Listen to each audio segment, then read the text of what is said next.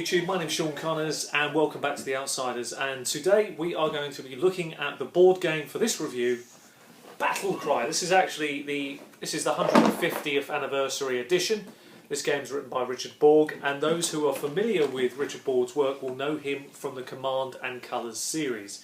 Now in a moment I'm going to be playing my daughter. We're not going to do the full game, we are actually going to play the full game myself and my daughter, but we will stop the video at certain points, then you will rejoin us, because the game actually lasts for about half an hour to 45 minutes. So you're going to see a few snippets of that game as it unfolds, and we are actually going to be playing the first Battle of Bull Run. Now the game itself comes with a number of unique components. I'm going to quickly open the box up, start away with the booklet. As always with these games, modern games, which I love, this is a full colour plate book that beautifully sets the scene for the American Civil War. Civil War, for me, the American Civil War is a very... I love the American Civil War in terms of the history around the two sides, how close it was evenly matched, how many people knew each other, that fascination of a country divided, but searching for itself is immeasurably powerful for me, and I love that. And I know my daughter, Sophie's going to be in this video tonight, because she's going to be joining in,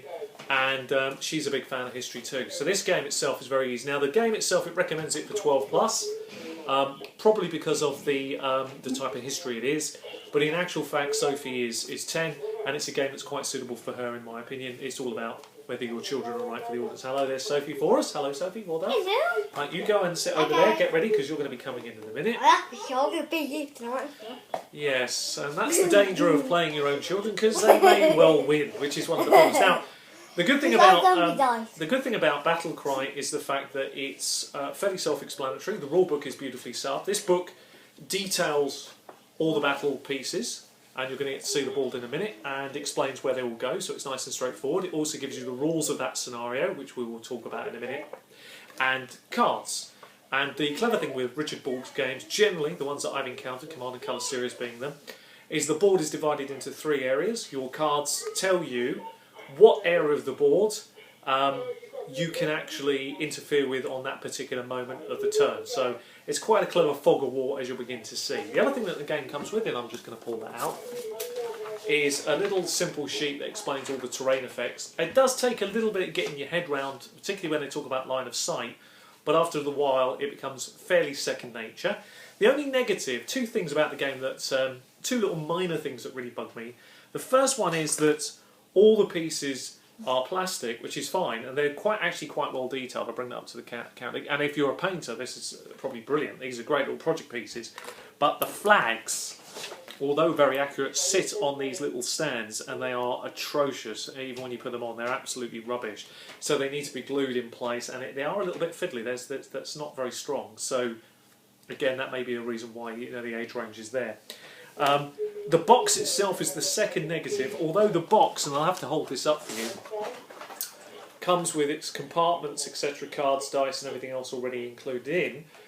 One of the problems with this box is the fact that there's quite a big gap between this, where the board sits and everything else, so it's easy for it to fall apart and the bits get mashed all over the place. I found that one of the minor niggles of the game, but it's probably the age and the size of it more than anything else. But those minor niggles out of the way, a brilliant beer and pretzels game. Very easy to pick up and play, fantastic strategies, and a lot of fun. And you're going to see that in a minute with the first Battle of Bull Run. Now tonight, Sophie will be playing the Confederates, I will be playing the Union North, and I am looking forward to crushing, no, not crushing of course, but thank you. I'm looking forward to a close run contested fight where I hopefully win. We'll see you in a moment when you come back and see the board. Hello YouTube, welcome back. Now you join me where I'm sat quite close to the Union, obviously in dark blue, and the Confederates in the grey.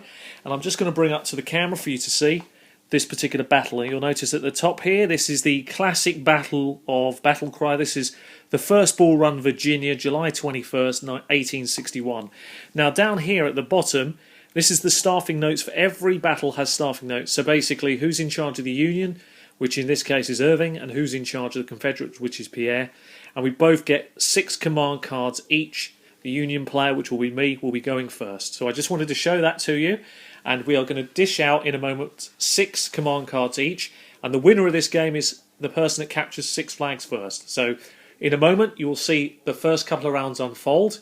We will then pause the video, move the game forward a little bit between us, and then you'll see a next section and so on. So we'll see you in a moment. Now, a couple of notes to bear in mind. You'll notice that the board has dividing lines running up the board. This signifies the 3 section of battlefield. Now, everybody has been dealt 6 cards. These are my 6 cards. I won't go bore you with that, but you'll notice each card shows you from your side of the board perspective what you can do. And this particular card, which I'm going to be playing first in a minute, shows me I can issue 2 orders to each unit or generals in those sections that are there. There are other cards that do unique things, but you'll notice how this is a fog of war. As these cards run out and you don't have manoeuvres into that section of the board, you're stuck. You can't issue commands, but it'll all become clear in a moment. So I will start, and I'm going to do a coordinated attack. Advance. We're going to go straight at the Union flags. And I'm going to have my units move 2 units from each section. Now, any unit that is split between a section can count for either section. So what I've decided I'm going to do is I'm going to move my cavalry are going to move up to the high ground. They can move 3 unit areas, but they're actually going to move 1, 2. We're going to take the high ground straight away. It's quite ballsy from us. And our second unit manoeuvre is going to be to pull these boys up behind them. Come on, lads, let's charge up that hill. Let's do this stuff. Now, the second thing here, because we want a good line of fire, I'm moving my cannon up, which is, again, incredibly ballsy. Can't move and fire with this cannon, but they're going to move up. And the second unit that I'm going to move up is going to take the town for safety. We're going to run up towards that town and grab it with those 2 units here. So we've got a little centre push. Now, over on a far wing, let me see if I can push this over a fraction to show. I'm going to take this unit for support and shift it across 1. So that's 1 move, which can come from the left. And the second move from the left is this unit will move up behind the woods. And that is my coordinated advance. And then this card gets pushed over here, and I draw a new card. And now it is Sophie's turn. No combat took place, and it's now over to Sophie. Off you go, Sophie. Please. Union turn. What are you going to do? Well, guys, dip the first up, please. Okay.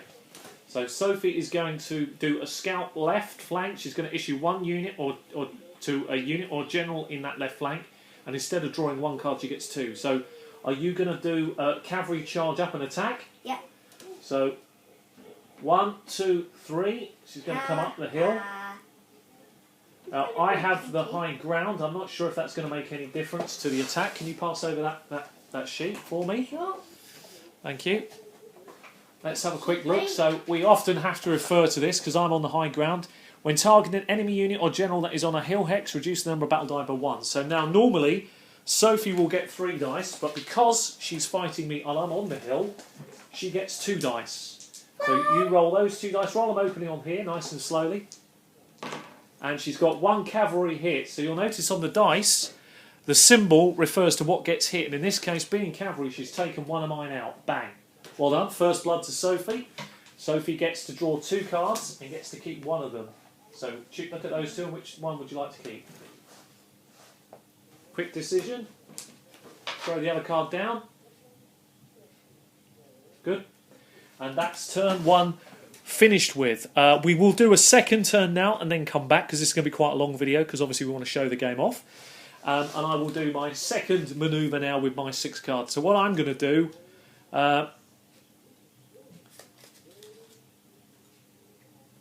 I'm going to do a fight back, basically. Play this card only on your opponent's turn after one of his or unit battles, and only if your defending unit wasn't eliminated or forced to retreat. Your defending unit battles that attacking unit, and at the end of your opponent's draw, you draw another card. So I'm going to play that now and get a attack back with 3 dice on Sophie's units, and I get absolutely nothing. So that goes back in. I get another card and get to go again.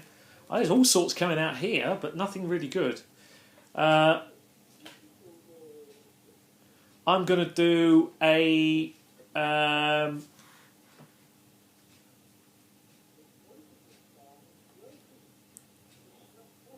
yeah, I'm going to look at my cards in a little bit more detail. I'm going to come back to you because obviously it's going to take a little bit. Okay, join us at the start of round 2. I'm now going to issue my first card order, and I'm going to do force march. So I'm going to issue 1 order to each of your infantry units in a section of your choice. Those units may each move 2 hexes and battle this turn. Terrain movement restrictions still apply. I'm going to take the centre and move all my units 2 hexes. This one's coming right up under the gun, right under the hill. Straight up. Come on, Johnny. Let's do this, Bizzo. Come on, 1. Bang. 2 units again. Let's move up. Let's go. Let's go. Let's keep going, boys. So you can see the charge coming here. I can move these guys up 2 units. So let's do that. Take the commander with them and go right up the gut. Let's go. This is a heck of a push from the Union now. And we've got 2 more hexes, and we're going to join our friends right up the front. What a push this join is. Look at that. Look at this for a push. Now, we don't get to attack anybody, but we are really pushing up that Union line quick. And that's me gone. Now it's up to Sophie, round 2. What's she going to pull out of the bag? We've already had the first turn over here, where her cavalry have taken first blood. And you'll notice that I've sort of got a little bit stuck. My unit can't push home. What she's going to do? Let's see what she's got. She's got battle and hold position. Issue 1 order to a unit in a section of your choice. The units may battle but not move this turn. Are you going to keep ploughing this side? Seems like the sensible thing to do. Yeah. Okay, you get 2 dice. Roll them. You might as well roll them here. I suppose everybody can see them if you roll them there. Yeah. And got 1 retreat flag but no actual hits on me. So my guys have to go backwards, which they can do, so they have to come off the hill. But she's forced me to go backwards, she gets another card. Yeah. That's your new card we'll play. Right, we're now moving to round 3. I'm just going to pause for a second. Okay, you join us at the beginning of round 3. I'm about to go. I'm going to decide what way I'm going to do. I could try something out here, which is incredibly risky. Or I can attempt something a little different. I'm going to actually try to take the whole battlefield to my daughter. I'm going to assault my left flank. For each card you have, including this one, issue 1 order to a unit or general in that flank. I've got 3 more than 6. I've got 6 cards, so I'm going to issue 3 orders. They're all going to move up. They can't fire because they're out of line of sight to her there. But these guys will also move up. That's setting one of their 5, 4, 3, 2. I can take a pot shot. 1 dice at these guys. I'll take a shot. 1 dice. Retreat flag. So they've got to go backwards. Are you okay to go there? Yeah. Retreat flag was kind of good. Pushes her back a bit more. I've got 1 more unit to push up. No way. And they've also, I think, 5, 4, 3, 2, 1, or 5, 4, 3, 2. I'll take a shot at those guys. Another retreat flag. I'm loving it, knocking her backwards. Look at these boys fighting their way to victory. Haven't done any damage yet, but it looks good. All right, maybe not a victory. So that's the end of my 3rd turn. Let's see what my daughter pulls out of the bag here in round 3. Really? Let's see what you got. You're going to be victory. Yeah. That is so unbelievable. Well, let's see what Guys you got. on YouTube, please do not believe my daddy's not. Okay, let's see what you got. You got construct fieldworks. Actually, that's really good. Yeah. Okay, take 3 fieldworks out of the game. Rocks. That's those. Yeah, bring them over quickly. 3.